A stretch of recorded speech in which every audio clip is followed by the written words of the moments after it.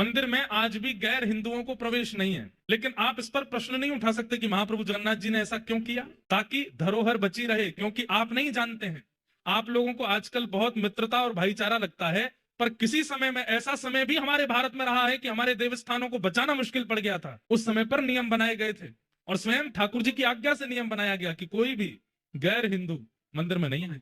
तब यहाँ के राजा थे, उन राजा से मुगलों ने कहा या तो हमें मंदिर में जाने दो, या तो तुम इस्लाम स्वीकार करो, या फिर हमारी बेटी से ब्याह करो, ये दो ही तुम्हारे पास में उपाय हैं। तब उन्होंने सोचा कि मंदिर बचेंगे इन्हीं दो कारणों से। मतलब मुगलों ने ऐसा कहा, या तो तुम हमारे धर्म को स्वीकार करो या हमारी बेटी से शादी करो, नहीं तो हमें मंदिर तोड़ने दो। तो उन्होंने कहा कि देखिए, मैं आपका धर्म तो स्वीकार कर नहीं सकता, मंदिर भी मैं तोड़ने नहीं दूंगा, प्राण चले जाए पहले ही मेले, लेकिन आपकी पुत्री से मैं ब्याह कर लूंगा। ब्याह किया, तो ब्याह के बाद में फिर उनका प्रवेश भी वर्जित हो गया मंदिर में। तो वे बड़े व्याकुल रहने लगे कि हे नाथ, मुझ पर कृपा करो, मैंने कोई अपनी इच्छा के लिए तो ब्याह किया नहीं, केवल आपके धाम की रक्षा के लिए यह ब्याह किया। ठाकुर जी बड़े दयालु, प्रभु जगन्नाथ जी बड़े दयालु, बोले क्या करें। तभी आपने क्या लीला करनी प्रारंभ कर दी कि मंदिर में बड़ श्रृंगार रात्रि में श्री महाप्रभु जगन्नाथ जी का होता, लेकिन जैसे ही मंगला में पुजारी जी दर्शन के लिए जब मंदिर में प्रवेश करते तो सिंह द्वार के बाहर ही चौखट पर सारी मालाएं पड़ी हुई मिलती।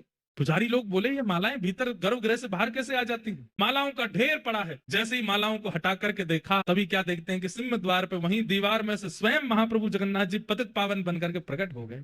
इसलिए आज भी सिंह द्वार पे पतित पावन भगवान का दर्शन होता है। वो किसके लिए है? बोले जिनको भीतर प्रवेश नहीं मिलेगा उनके लिए मैं बाहर आ जाता हूं, यहीं से मेरा दर्शन कर लो। पतित पावन भगवान और महाप्रभु जगन्नाथ जी के दर्शन में भेद नहीं, बल्कि हम लोग कभी पश्चिम द्वार से प्रवेश कर जाते हैं, कभी दक्षिण द्वार से प्रवेश कर जाते हैं, मंदिर में प्रवेश करने की प्रयास करते हैं, परंतु वह दर्शन पूर्ण नहीं माना जाता।